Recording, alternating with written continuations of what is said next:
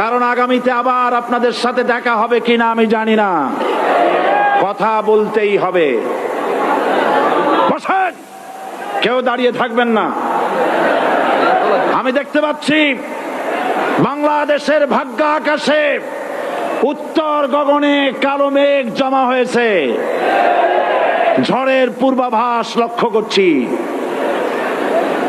যদি মোকাবেলা করতে না পারেন সক্ষম ভাবে, এমন অন্ধকার গাঢ় কালো অমাবস্যার রাত আসতে পারে যার সুবে সাদে খাওয়া অসম্ভব।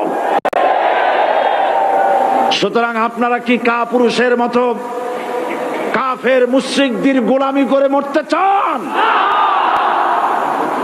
বিড়ালের মতো 500 বছর বেঁচে থাকার কোনো লাভ নাই। সিংহের মতো 1 ঘন্টা বাঁচতে। আমাদেরকে বলা হয় সাম্প্রদায়িক উস্কানিমূলক কথা নাকি আমি বলি। পত্রপত্রিকা দিছে না তারা, সাম্প্রদায়িক উস্কানি কথা।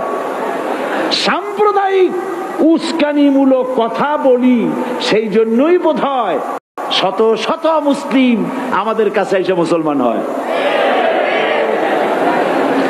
মানুষে আর বোকা বানানো যাবে না। যাবে কি? আর বোকা বানানো যাবে? তারপর বলছে কি, এরপরে বলছে আমাকে বলছে রাজাকার। শুনে রাখো চট্টগ্রামের লক্ষ লক্ষ জনতা, পার্লামেন্টে যখন আমাকে এই কথা বলা হয়েছিল, আমার পার্লামেন্টের কলিগ জাফরুল্লাহ চৌধুরী সাহেব বসে আছেন এখানে, জাফরুল ইসলাম চৌধুরী বসে আছেন পাশে, প্রধানমন্ত্রী সুদ্ধা, অন্তত 3 শতাধিক পার্লামেন্টের সম্মানিত সদস্যরা সেদিন বসা।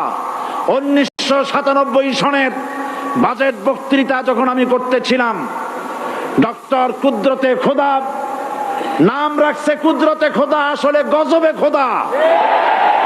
এই লোকটি নাস্তিক, ইসলামের চূড়ান্ত দুশমন। তার প্রণীত শিক্ষা ব্যবস্থার যখন সমালোচনা করছিলাম, ট্রেজারি বেঞ্চ থেকে আমাকে বলা হলো রাজাকার। আমি আমার সমস্ত শক্তি একত্রিত করে বলেছিলাম শুধুমাত্র হিন্দুস্তানের রাজাকারেরাই আমাকে রাজাকার বলতে পারে। আমি বলেছিলাম 1973 সন পর্যন্ত আমি বাংলাদেশের কোন রাজনৈতিক দলের নেতা এবং কর্মী ছিলাম না। আমি রাজাকার নই। আমাকে রাজাকার বলে যদি তাকেও প্রমাণ করতে না পারে 10 কোটি টাকার মানহানি মামলা দায়ের করব। আমার এই বক্তব্য সারা দুনিয়া শুনেছে। পার্লামেন্টে আমার এই বক্তব্য রেকর্ড হয়ে আছে। সেদিন 3 শতাধিক পার্লামেন্ট মেম্বারের কেউ আমার চ্যালেঞ্জ গ্রহণ করেন নাই। যে কোনো ব্যক্তি পার্লামেন্টে গিয়ে আমার বক্তৃতা দেখে আসতে পারেন। এরপরে 1997 সনের 7 অক্টোবর দৈনিক জনকণ্ঠ পত্রিকা যখন আমার বিরুদ্ধে লিখলো, সেই পত্রিকায় সাইদির ওপেন চ্যালেঞ্জ 8ম পাতা, 1997 7 অক্টোবর, এত বড় 2 কলামে হেডিং। সেখানে আমি বলেছি বাংলাদেশের সকল সাংবাদিক, গোয়েন্দা বিভাগ, বাংলাদেশের সকল বুদ্ধিজীবীকে আমি আমার পিরোজপুরে আমন্ত্রণ করছি। আমার উপস্থিতিতে যদি কেউ প্রমাণ করতে পারে বাংলাদেশের স্বাধীনতা যুদ্ধের বিরুদ্ধে আমার কোনো ভূমিকা ছিল, সজ্ঞানে স্বেচ্ছায় জাতীয় সংসদের সদস্য পদ থেকে পদত্যাগ করব। 3 বছর পার হয়ে গেছে, আজ পর্যন্ত কেউ এই চ্যালেঞ্জের মোকাবেলা করে নাই। সুতরাং আমাকে যারা রাজাকার বলবে তারা পিতৃ পরিচয়হীন অবৈধ সন্তান। 1971 সনের, শোনো মুসলমানেরা, 1971 সনের কোন কাদা সাইদির গায়ে লাগে নাই। আমাকে রাজাকার বলে জনগণ থেকে বিচ্ছিন্ন করবা, জনগণ থেকে আমারে বিচ্ছিন্ন করা যাবে না। কারণ এই জনগণ আমার জন্য আসে না, এই জনগণ আসে আল্লাহ কোরআনের জন্য।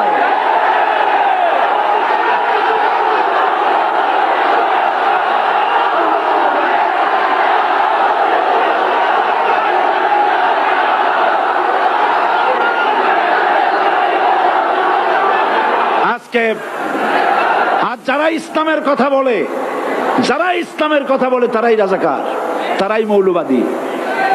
মৌলবাদী বললে আমরা অসন্তুষ্ট হই না, কারণ মৌলবাদী শব্দটা আসছে মূল থেকে। মৌল শব্দ এসেছে মূল থেকে।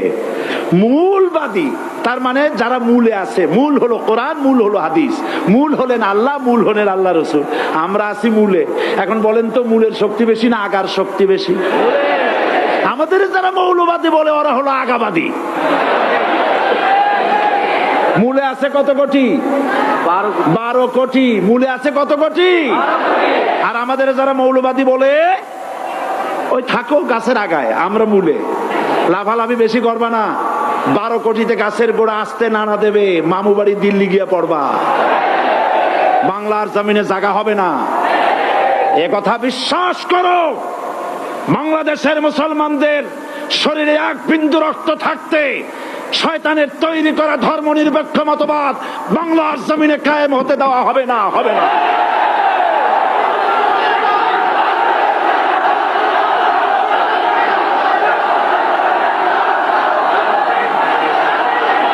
রাসূল করিম সাল্লাল্লাহু আলাইহি ওয়াসাল্লাম কোরআন প্রতিষ্ঠার জন্য আন্দোলন করেছিলেন। আয়াতুল কুরসি আমাদের সে কথাই শিখেছে। আল্লাহ রাব্বুল আলামিন বলেন, আল্লাহু লা ইলাহা ইল্লা হুয়াল হাইয়ুল কাইয়্যুম। প্রাণ খুলে পড়েন, আল্লাহু লা ইলাহা ইল্লা হুয়াল হাইয়ুল কাইয়্যুম। আল্লাহ হচ্ছেন তিনি, যিনি ছাড়া কোনো ইলাহ নাই, আইনদাতা নাই, বিধানদাতা নাই। আমরা মানুষের তৈরি করা আইন মানি না। 12 কোটি মুসলমানের দেশে আইন তৈরি করবে মানুষ, আমরা মানব না। পার্লামেন্টে তৈরি হতে হবে কোরআন দিয়ে, পার্লামেন্টে আইন তৈরি হতে হবে কোরআন দিয়ে।